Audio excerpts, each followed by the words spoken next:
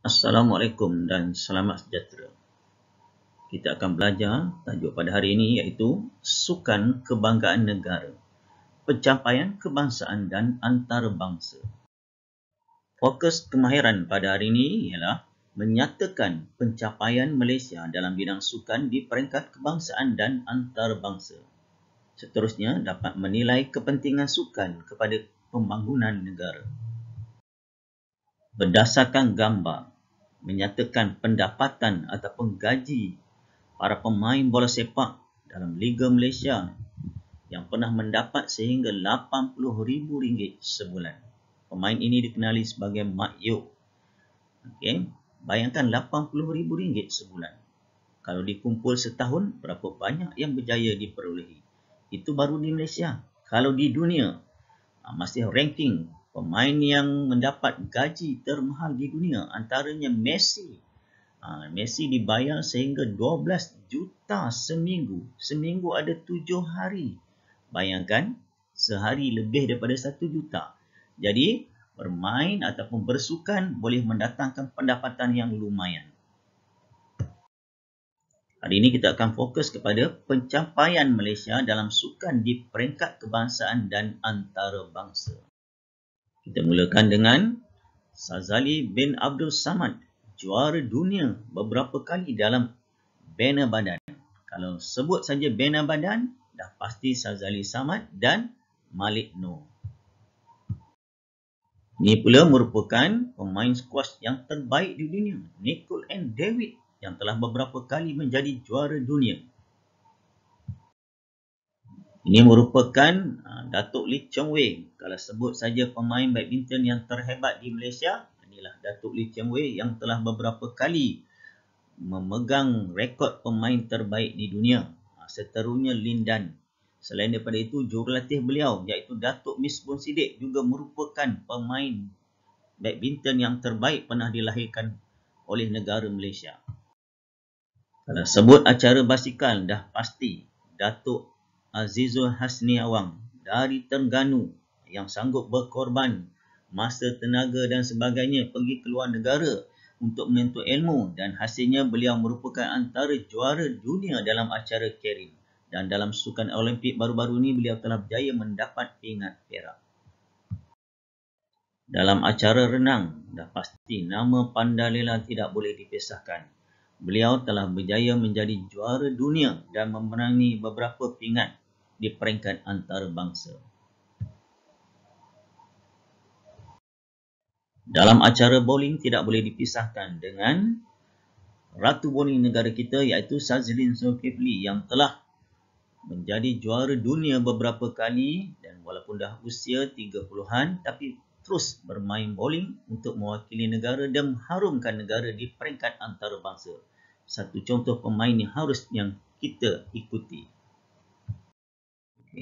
Bagi murid sekolah yang berjaya mewakili sekolah dalam pertandingan, tak kiralah pertandingan bola sepak ke bola jaring ke olahraga, yang pertama mereka akan merasa bangga kalau dapat mewakili sekolah ke peringkat zon, berjaya lagi ke peringkat daerah, kalau berjaya lagi ke peringkat negeri, dan akhir sekali ke peringkat kebangsaan. Itu kedudukan yang tertinggi, sehingga ke peringkat kebangsaan. Tetapi dalam acara di peringkat antarabangsa, kita mulakan negara-negara yang berdekatan dengan Malaysia. Itu ada 11 buah negara, dipanggil Sukan C. Malaysia pernah menjadi juara. Kalau tengok sini ranking, tempat pertama Malaysia mendapat 145 emas mengatasi Thailand yang hanya berjaya mendapat 72 emas. Thailand ni antara kuasa Sukan C, tapi Malaysia telah berjaya mengalahkan. Seterusnya naik setapak lagi di peringkat Asia. Skopnya lebih luas lagi. Dalam Sukan Asia pada tahun 2016, Malaysia telah berjaya mendapat 7 pingat emas, 13 perak dan 16 gangsa. Satu pencapaian yang amat membanggakan. Manakala dalam acara Sukan Commonwealth pada tahun 2018, salah seorang pemenang pingat emas dalam acara angkat berat, Aznil Bidin. Ini pencapaian yang bertanding dengan orang-orang yang lebih besar dari negara-negara luar. Tapi Malaysia berjaya juga mendapat pingat emas. Sukan yang menjadi tumpuan seluruh dunia iaitu sukan Olimpik. Malaysia tidak ketinggalan menghantar peserta. Antara yang telah berjaya memenangi pingat ketika itu dalam sukan Olimpik di Rio 2016, Malaysia telah memenangi pingat perak dalam acara badminton dan juga lumba basikal melalui Datuk Lee Chong Wei dan Datuk Azizul Hasni Awang. Mana dalam acara badminton juga memenangi pingat bangsa dalam acara bergu.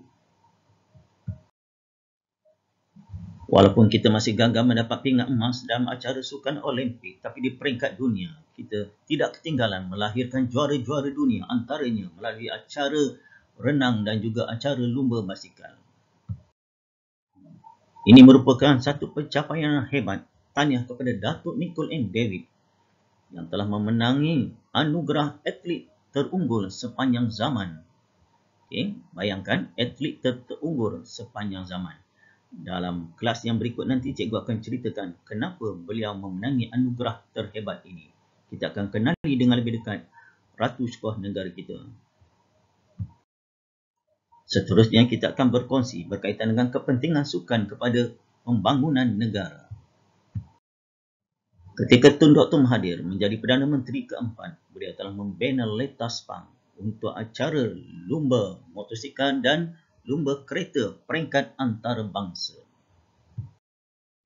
Litar ini bukan hanya untuk digunakan oleh pelumba-pelumba dari seluruh dunia, tetapi ia telah berjaya melahirkan pelumba-pelumba yang hebat dari Malaysia sendiri yang bertanding hingga ke peringkat antarabangsa. Apabila sesuatu perlumbaan utama diadakan di Malaysia, sudah pastinya jualan tiket menjadi keutamaan. Menjadi rebutan, para penonton ingin menyaksikan sesuatu pertandingan. Contohnya dalam pertandingan bola sepak, 80,000 tiket habis dijual. Secara tidak langsung ia mendatangkan keuntungan kepada pihak penganjur, iaitu negara kita sendiri. Malaysia juga telah beberapa kali menjadi penganjur utama dalam acara sukan SEA. Pasti terpahat dalam sejarah negara, Malaysia menjadi tuan rumah sukan Commonwealth pada tahun 1998 yang telah berlangsung dari 11 hingga 21 September 1998. Malaysia menjadi tuan rumah ketika itu. Satu rekod 70 negara menyertainya dan seramai 3,638 atlet telah hadir ke Malaysia untuk bertanding. Sukan amat penting dalam pembangunan sesebuah negara. Kerana apabila sebuah negara berjaya menganjurkan sukan-sukan utama dunia, khususnya seperti sukan Olimpik, ia akan mendatangkan pendapatan secara tidak langsung dan secara langsung kepada sebuah negara. Dan bagi Malaysia sendiri, kita juga telah berjaya menjadi tuan rumah utama kejohanan utama dunia seperti acara lumba basikal, acara badminton dan sebagainya. Cuma kita belum menjadi tuan rumah bagi acara sukan Olimpik. Mungkin satu hari nanti, mana nak tahu. Jadi kita sedang menyediakan kemudahan-kemudahan sebelum kita melobi menjadi tuan rumah.